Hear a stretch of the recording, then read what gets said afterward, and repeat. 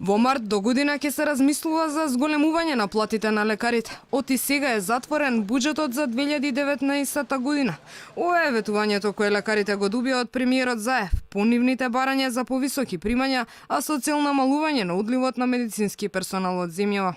Добивме, можем да кажам, доста сигурни јаки гаранции од премиерот дека кога ќе заврши кварталот, кој ќе се видат повторно буџетот во каква состојба е, дека он апсолутно има разбирање и со нов ребаланс на буџетот би се покачиле тие коефициенти за здравствените работници и соработници и вработените во здравството.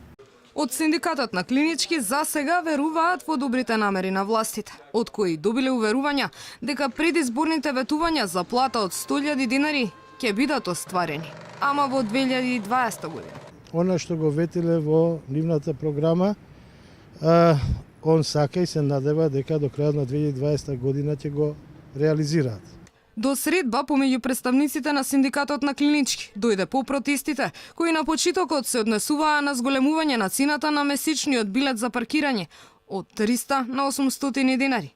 По неколкудневните собири, освен да се поништи одлуката на град Скопје, тие побараа повисоки плати, но и тет-а-тет разговор со премиерот за да го искажат незадоволството од најавеното зголемување на платите од јануари следната година, со кое се предвидува 10% раст на платата на лекарите, а 5% поголеми примања за медицинските сестри и останатиот персонал.